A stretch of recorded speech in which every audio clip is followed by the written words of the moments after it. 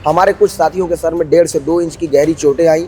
एक साथी का हाथ फ्रैक्चर हुआ, पीठ कटी है, आंख में चोट आई है। एक साथी हमारा 3 दिन एसआरएच में भर्ती रहा, उसको 2 दिन होश नहीं आया, कोमा की स्थिति है, उसके सर में ब्लड क्लॉटिंग हो गई है। वो लोग जब आए थे तो उनके हाथ में जैसे डंडे या कुछ और भी चीजें, वो जूतों से, चप्पलों से, लातों से, राड से हमला करते हैं। तो ये पूरी तरह से प्रशासन की सह पर, विश्वविद्यालय प्रशासन की सह पर कराया गया हमला है। और ये जो सारी ताकत आ रही है, ये वाइस चांसलर संगीता श्रीवास्तव इनको संरक्षण दे रही है। उनके पास ताकत कहाँ से आ रही है? उनके पति जो है संगीता जी के, माननीय विक्रमनाथ जी, वो सुप्रीम कोर्ट में जज हैं और अगले साल वो सीजेआई बनेंगे, चीफ जस्टिस ऑफ इंडिया। इस भाजपा सरकार के ये फासिस्टों का, ये आरएसएस का पूरा एजेंडा है कि विश्वविद्यालयों को बर्बाद कर दिया जाए। जहां से प्रतिरोध की आवाज उठ रही है उसको बर्बाद किया जाए। लाइब्रेरी गेट पर घसीट कर लेकर जाया जाता है। मेरा ये पूरा हाथ छिल गया, पूरी पीठ छिल गई उसी दिन की जी, ये यहाँ कैमरे पे दिखाने के लिए। और उसके अलावा मेरे सर पे और मेरे गर्दन पे लगातार पैर से मारा जा रहा था। रॉड से मेरे यहाँ पे मारा गया। कुलपति और प्रॉक्टर को लग रहा है कि रजिस्ट्री करवा ली है विश्वविद्यालय। तो मैं बता देना चाहता हूँ, विश्वविद्यालय छात्रों का है, उनके बाप की बपौती नहीं है। विश्वविद्यालय में कहीं पानी की, पीने की, साफ पानी की व्यवस्था नहीं है, कोई भी वॉशरूम साफ नहीं है। कोई भी डिपार्टमेंट आप चली जाइए, जो शिक्षक है उनको पीने की अलग व्यवस्था और जो छात्र है पीने की अलग व्यवस्था।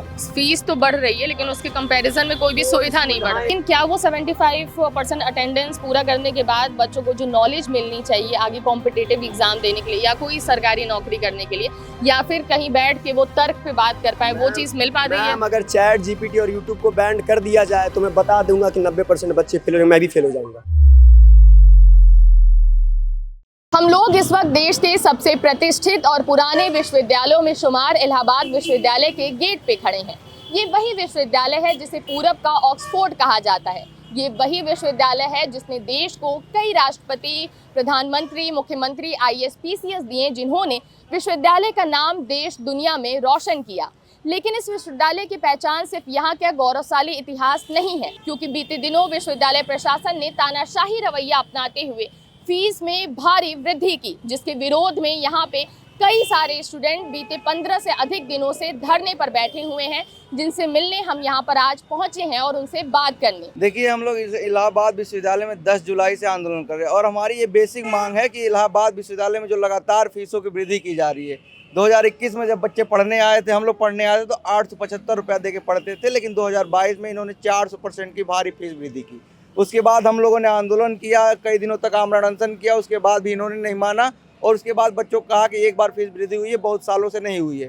तो हम लोगों ने अपनी किसी तरह से आंदोलन को ख़त्म किया, लेकिन उसके बाद इन्होंने लगातार 10% और 14% फीस वृद्धि करते आ रही हैं। इसके बाद ये लोग रुक नहीं रही हैं, तो ये आगे चल के प्राइवेट यूनिवर्सिटी जैसी हो जाएगी, प्राइवेट संस्था जैसी हो जाएगी। हमारी मांगे थी कि इलाहाबाद विश्वविद्यालय ने जो 6000 सीटों की कटौती कर दी, जो प्रतिवर्ष यूजी में 10% की दर से और पीजी में 14% की दर से फीस वृद्धि की जा रही है, इस पे रोक लगाई जाए।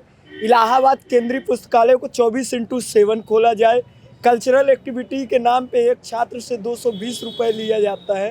तो इस विश्वविद्यालय में तो 30,000 छात्र हैं, लेकिन उनको सांस्कृतिक गतिविधि करने के लिए कोई हॉल अलॉट नहीं किया जाता। स्पोर्ट का पैसा लिया जाता है, लेकिन स्पोर्ट्स आर्ट्स फैकल्टी में है ही नहीं। इसके अलावा हम लोगों से छात्र संघ का पैसा लिया जाता था 55 रुपये। इसी सत्र हमारे एक साथी ने ITI लगाई, तब कहीं जाके उन्होंने छात्र संघ का पैसा लेना बंद कर दिया।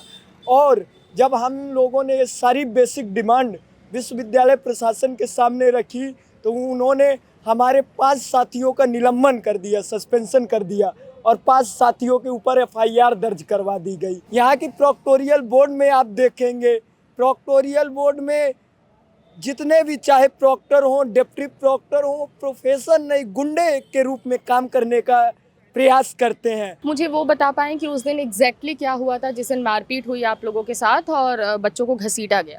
देखिए, उस दिन हुआ है कि उसके एक दिन पहले हमारे एक साथी प्रियांशु हैं, उनके ऊपर इलाहाबाद विश्वविद्यालय के गार्डों ने हमला किया 3 अगस्त को। उसके प्रतिरोध में हमारा धरना जो चल रहा था वो तो चल ही रहा था, उसके प्रतिरोध में एक सभा हमने 4 तारीख को रखी हुई थी। इसी गेट पे धरना स्थल पे ही कि ऐसे गुंडा लोगों को, ऐसे गार्डों को बर्खास्त किया जाए। हम लोग यहीं खड़े होकर के अपना बातचीत कर रहे थे, संबोधन कर रहे थे। उसी दौरान एक अविनाश श्रीवास्तव हैं जो वाइस चांसलर के बहुत खास प्रोफेसर हैं, उनके रिसर्च डिपार्टमेंट से वो क्या कहते हैं गांधी डिपार्टमेंट के वो इस समय कोऑर्डिनेटर हैं। उनके एक रिसर्च स्कॉलर आते हैं, उनके साथ एक और लोग रहते हैं रिसर्च स्कॉलर जो मेडिकल हिस्ट्री में है। वो दोनों लोग आते हैं और कहते हैं कि ये लोग गुंडे हैं, हम लोगों को ये लोग गुंडे हैं, प्रॉक्टर की मौजूदगी में कहते हैं, और कहते हैं कि मैं छात्र हूँ और मुझे इस गेट से आने जाने में समस्या होती है, तुम लोग गेट जाम करके गुंडाई कर रहे हो। तो हमने कहा कि यदि आप छात्र हैं तो हम छात्रों के लिए धरना दे रहे हैं, आप हमारे साथ आइए, बैठिए। पहली बात। दूसरी बात यह कि विश्वविद्यालय में 3 गेट हैं, 2 और गेट खुले हुए हैं, आप उन दोनों गेटों से जाइए। और यदि आपको इसी गेट से जाना है तो छात्रों को गाड़ी अंदर ले जाना अलाउ है नहीं, आप पैदल जाते हैं, पैदल सब लोग जा रहे हैं, आप भी जाइए, जो है गेट खुला हुआ है। उन्होंने कहा कि जो है तुम लोग गुंडाई कर रहे हो, तुमको यहाँ बैठने नहीं देंगे, और हमको हटाने लगे। हमारे साथ कुछ छात्राएं थी, उनके साथ मारपीट करने लगे, बदसलूकी करने लगे। उसके बाद उन्होंने कहा कि रुको अभी तुम लोगों की गुंडाई मैं दिखाता हूँ। उसके बाद वो पीछे जाते हैं, अतुल नारायण सिंह, पवन शर्मा और अविनाश श्रीवास्तव, इन तीनों लोगों के साथ मीटिंग करते हैं और फोन करके अपने सब। तीनों कौन है? अविनाश श्रीवास्तव को मैं बता चुका हूँ, गांधीयन के जो है वो हैं। अतुल नारायण जो है वो इस समय असिस्टेंट प्रोफेसर है, विश्वविद्यालय में प्रोफेसर होने के बावजूद, डिपार्टमेंट में वो एंशिएंट हिस्ट्री डिपार्टमेंट में है। विश्वविद्यालय में प्रोफेसर होने के बावजूद एक असिस्टेंट प्रोफेसर को 6 महीने से प्रभारी कुलानुशासक बना के रखा गया है, क्योंकि वो वाइस चांसलर के इशारे पर चलते हैं। वो वाइस चांसलर जो कहती हैं वो करते हैं, वो थे। और एक पवन शर्मा जो जियोग्राफी विभाग में अध्यापक है। इन तीनों लोगों के साथ मीटिंग करते हैं और फोन करके अपने 100-150 पेड गुंडे, पैसा दे करके जिनको बुलाया गया था, ऐसे पेड गुंडों को बुलाते हैं और हमारे ऊपर बर्बर हमला कराते हैं। हमारे कुछ साथियों के सर में 1.5 से 2 इंच की गहरी चोटें आई, एक साथी का हाथ फ्रैक्चर हुआ, पीठ कटी है, आँख में चोट आई है। एक साथी हमारा 3 दिन एसआरएम में भर्ती रहा, उसको 2 दिन होश नहीं आया, कोमा की स्थिति है, उसके सर में ब्लड क्लॉटिंग हो गई है। उसके बावजूद जब मारपीट हुई, इसके बाद हम लोग गांधीवादी तरीके से बैठे रहे और थाने पर हमारे कुछ साथी। वो लोग जब आए थे तो उनके हाथ में जैसे डंडे या कुछ और भी चीजें? सारी वीडियो आपके पास है, सोशल मीडिया पे है, कहिएगा तो मैं आपको प्रोवाइड करा दूंगा। वो जूतों से, चप्पलों से, लातों से, राड से हमला करते हैं। आखिर सर फूटा है तो वो राड का हमला है, सर फोड़ा गया, आंखों में चोट आई, नाक कटी। उसके बाद हमारे कुछ साथी जो है थाने पर तहरीर लेकर के गए कि हमारे साथ इस तरह की घटना हुई है और आप मुकदमा दर्ज करिए। अच्छा, मजे की बात यह है कि जिस समय हमला हो रहा था उस समय यूनिवर्सिटी के गार्ड और पुलिस के लोग, दोनों लोग यहाँ हाथ बांध करके खड़े थे। हमने पुलिस को आगाह भी किया कि हमको इस तरह की आशंका है, ये लोग कुछ मारपीट करेंगे, आप और फोर्स बुलवा लीजिए और हमारी सुरक्षा सुनिश्चित करिए। लेकिन प्रशासन ने कोई इंतजाम नहीं किया। तो ये पूरी तरह से प्रशासन की सह पर, विश्वविद्यालय प्रशासन की सह पर कराया गया हमला है। और ये जो सारी ताकत आ रही है, ये वाइस चांसलर संगीता श्रीवास्तव इनको संरक्षण दे रही है। उनके पास ताकत कहाँ से आ रही है? वो उनके पति जो है संगीता जी के, माननीय विक्रम नाथ जी, वो सुप्रीम कोर्ट में जज हैं और अगले साल वो CJI बनेंगे, चीफ जस्टिस ऑफ इंडिया। तो मैं आपके सामने, मीडिया के सामने खुले तौर पे कह रहा हूँ कि ये सीधे सीधे न्यायपालिका की शक्तियों का दुरुपयोग कर रहे हैं और उसके दम पर ये सारी तानाशाही कर रही हैं। लेकिन इनको हम बता देना चाहते हैं कि झूठे षड्यंत्रों के बल पर गुमराह तकाजा कितने दिन और शकुनी के नकली पासों पर दुर्योधन राजा कितने दिन। हिटलर, मुसोलिनी और इससे भी पहले बहुत तानाशाह हैं जिनको खुद के खुदा होने पर इतना ही गुरूर था, लेकिन उन सब की आज कब्रें हैं। प्रॉक्टर ने बाकायदे गार्डों के ग्रुप में ये मैसेज किया है, मेरा फ़ोटो लगा के, कि इस लड़के को प्रवेश नहीं करने देना है। ऐसा इसलिए क्योंकि ये लड़का यहाँ पे आता है, आंदोलन में बैठता है और वीडियो बनाकर लोगों को कहता है कि आप आंदोलन में आइए। वो कह रहे थे जैसे हम लोग किन मांगों को लेकर यहाँ बैठे हुए हैं, फीस वृद्धि हो रही है, सीटों की कटौती हो रही है, वॉशरूम की सुविधा नहीं है, इन तमाम समस्याओं को लेकर बैठे हुए थे। और हम लोग वो बार बार, मतलब वो तो प्रॉक्टर तो हमको टारगेट करके रखे हैं कि इस लड़के को नहीं देने, क्योंकि इससे पहले भी आंदोलन हुआ था और उस आंदोलन में भी हम लोग सक्रिय थे। यहाँ पे 3 तारीख को आते हैं तो इनके जो गार्ड होते हैं, इनके साथ जो रहने वाले होते हैं, वो आते हैं, मुझे पकड़ते हैं और कहते हैं तुम यहाँ के छात्र ही नहीं हो। मैं अपना निकालता हूँ कार्ड और दिखाता हूँ कि देखिए सर, अभी मैं फिजिकल वेरिफिकेशन करा के आ रहा हूँ और मैं यहाँ का छात्र हूँ। वहीं पे प्रॉक्टर खड़े रहते हैं, वहीं पे गार्ड खड़े रहते हैं, वहीं पे पुलिस प्रशासन के लोग खड़े रहते हैं। वो कहता है गार्ड कि मैं तुम्हारा गला पकड़ लूँगा। उसके बाद से वो गला पकड़ता है मेरा, मारने लगते हैं हम लोग को, हमको गार्ड खींच लेते हैं। और खींचने के बाद वो सारी चीज़ें प्रॉक्टर के सामने होती है, अतुल नारायण के सामने होती है, लेकिन अतुल नारायण इतना कुछ नहीं बोलते हैं। मैं बार बार उनसे कहता रहता हूँ। फिर जाके हम लोग DSW को ज्ञापन देते हैं कि इस तरह की स्थिति होती है, फिर उसकी तहरीर हम लोग थाने में दे देते हैं, तब भी उस पर अभी तक कोई कार्रवाई नहीं की गई है। उन गार्डों के ऊपर, अतुल नारायण किसी के ऊपर कार्रवाई नहीं की गई है। उस जानबूझ करके शिक्षा को बर्बाद किया जा रहा है, छात्रों को तर्कविहीन किया जा रहा है, तर्क और विज्ञान से रिक्त किया जा रहा है। और ये इस भाजपा सरकार के, ये फासिस्टों का, ये RSS का पूरा एजेंडा है कि विश्वविद्यालयों को बर्बाद कर दिया जाए। जहां से प्रतिरोध की आवाज़ उठ रही है उसको बर्बाद किया जाए, उसके तहत ये सारी चीज़ें की जा रही हैं। के साथ भी मारपीट की गई थी जी। क्या हुआ था? 4 तारीख को यहाँ पर प्रोटेस्ट हो रहा था। मैं यहीं से गुजर रहा था तो मैंने देखा कि लगातार यहाँ पर भीड़ लगी हुई थी। पीछे 200 गुंडे थे और यहाँ पर जो स्टूडेंट्स 15-20 स्टूडेंट्स प्रदर्शन कर रहे थे वो बैठे हुए थे। तो मैं यहीं गेट पर ही खड़ा हुआ था और अचानक से कुछ गुंडे आते हैं और यहाँ पर महिलाएं भी रहती हैं जो वहाँ पर प्रोटेस्ट कर रही होती हैं। तो वो लोग धक्का मुक्की करते हुए लगातार गाली गलौज करते हैं और पूरे उनको उकसाने का काम कर रहे होते हैं। और स्टूडेंट्स बिल्कुल पोलाइटली और हम्बली यही बात कर रहे होते हैं कि ये आप लोग ऐसे मत करिए, हम लोग यहाँ पर बैठे हुए हैं और लोगों को जाने के लिए बगल वाला गेट हमेशा खुला हुआ होता है। तो यहाँ पर वो अचानक आते हैं, लोगों को ढकेल करके और उनके हाथ में रॉड और जंजीर और पंचिंग ग्लव्स और तमाम चीज़ें होती है जिसको देखकर समझा जा सकता है कि ये किस मोटिव और किस इंटेंशन के साथ आ रहे हैं। और अचानक वो मारपीट शुरू होती है, उसमें कुछ स्टूडेंट्स को खींच लिया जाता है और उनको बचाने में मुझे भी खींच लिया जाता है और मुझे यहाँ पर गिरा करके लाइब्रेरी गेट पर घसीट कर लेकर जाया जाता है। मेरा ये पूरा हाथ छिल गया, पूरी पीठ छिल गई। चोट उसी दिन की लगी जी, हुई ये है। यहाँ कैमरे पे दिखाने के लिए ये यहाँ पे चोट लगी है, पीठ पे ये चोट विश्वविद्यालय प्रशासन की तरफ से तोहफे में दिया गया है क्योंकि ये लोग आवाज उठा रहे थे गलत के खिलाफ। जी। और उसके अलावा मेरे सर पे और मेरे गर्दन पे लगातार पैर से मारा जा रहा था। रॉड से मेरे यहाँ पे मारा गया, जिसको लेकर के फिर हम लोग यहाँ से निकले और वो 200 लोगों को टारगेट करके ये अमन है, ये भी यूनिवर्सिटी के स्टूडेंट है, ये बस खड़े होकर के वीडियो बना रहे थे। इनके सर में 5 से 6 सेंटीमीटर लंबा पूरा घाव हो गया है और वो ब्लीडिंग रात को 11 बजे तक होती रही, जब तक हम लोग थाने में मेडिकल के लिए बैठे हुए थे। मतलब जिन स्टूडेंट्स को चोट आई वो लोग मेडिकल के लिए 11 बजे तक यूनिवर्सिटी थाने में बैठे हुए थे।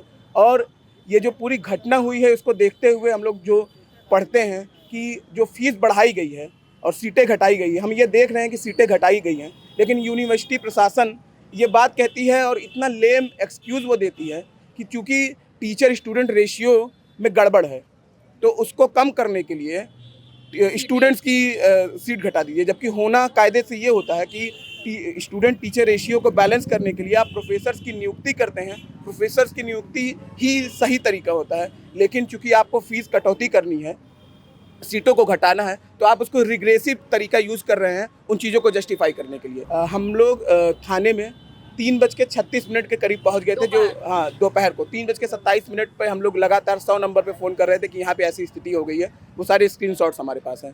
3:30 बजे से रात के 11:30 बजे तक हम लोग थाने में बैठे हुए थे। इनके सर से लगातार ब्लीडिंग आ रही थी, लगातार ब्लैकआउट हो रहे थे, इनको उल्टियाँ हो रही थी। लेकिन पुलिस प्रशासन ये बात इतने प्रेशर में था कि थाना अध्यक्ष दोपहर को 3 बजे से रात को 11:30 बजे तक थाने पर ही नहीं थे। इलाहाबाद यूनिवर्सिटी के प्रॉक्टर ने, जिन आरोपियों ने, उसमें एक आरोपी हिस्ट्री शीटर है, उसके खिलाफ एफआईआर है, जो शुभम सिंह शूटर करके जो मेरा पैर पकड़ करके खींच रहा था, उसके खिलाफ एफआईआर है बमबाजी, छिनैती और डकैती को लेकर के कर्नलगंज थाने में। वो प्रॉक्टर के सामने छात्रों से गाली गलौज कर रहा था। प्रवीण सिंह जो लोग यहाँ पर मारपीट करने आए थे, सर्वेश यादव जो लोग मारपीट करने आए थे, उन लोगों को प्रॉक्टर का आश्वासन था कि तुम लोगों के खिलाफ एफआईआर नहीं होगा। प्रॉक्टर और वीसी लगातार जो एडमिनिस्ट्रेशन है, पुलिस ऑफिशियल्स, उनके ऊपर दबाव बना रहे थे कि एफआईआर नहीं होना चाहिए, और यही हुआ भी। छात्रों ने जब वहाँ पर रात को 11 बजे सड़क जाम किया गया तो लोगों को मेडिकल के लिए लेकर जाया गया। मेडिकल में भी छात्रों के जो विजुअल चोट थी बस उसको नोट किया गया, इंटरनल किसी भी चोट का किसी भी तरीके से कोई उल्लेख नहीं है। कम फीस होने के कारण उत्तर प्रदेश, बिहार और देश के दूसरे राज्यों के गरीब तबके से आने वाले बच्चों के लिए ये एजुकेशन की एक उम्मीद बनता रहा है। बढ़ती महंगाई और प्राइवेटाइजेशन के दौर में ये एक उम्मीद बनता रहा है कि कोई बच्चा ये सोचे कि वो एक केंद्रीय विश्वविद्यालय की दहलीज तक पहुंचेगा, लेकिन अब ये उम्मीद धुंधलाती हुई नजर आ रही है। आप मुझे एग्जाम्पल दे पाएँ कि किसी कोर्स का एग्जाम्पल देते हुए कि पहले इतनी फीस थी और वृद्धि होकर अब इतनी हो गई है? बिल्कुल, मैं बता दूं कि 2021 में बीए कोर्स की फीस जो थी 930 रुपया हुआ करती थी। 2022 में 400% की फीस वृद्धि की जाती है, फीस 3800 रुपया हो जाती है। उसके बाद इन्होंने लगातार 10% के हिसाब से फीस वृद्धि करते हैं। आज बीए की फीस मैं 2026 की आपको दिखा दूंगा, डाटा मेरे पास है पूरा। बीए की फीस बढ़ती हुए 6000 रुपया हो गई है। इस प्रकार लगातार फीस बढ़ते बढ़ते 2021 की तुलना में लगभग 650% की फीस वृद्धि हो चुकी है। जो एमए की फीस हुआ करती थी 930 रुपया, आज वो बढ़ते हुए 7000 रुपया फीस हो गई है। इसी प्रकार हर कोर्स में जितने कोर्स हैं 2021 की तुलना में लगभग 6 से 7 गुना फीस वृद्धि हो चुकी है यहाँ इलाहाबाद विश्वविद्यालय में। कुलपति और प्रॉक्टर को लग रहा है कि रजिस्ट्री करवा लिए विश्वविद्यालय। तो मैं बता देना चाहता हूँ विश्वविद्यालय छात्रों का है, उनके बाप की बपौती नहीं है। और मैं बता दूं हॉस्टल की स्थिति बद से बदतर हो गई है। फीस बढ़ती हुई 25,000 27,000 फीस है।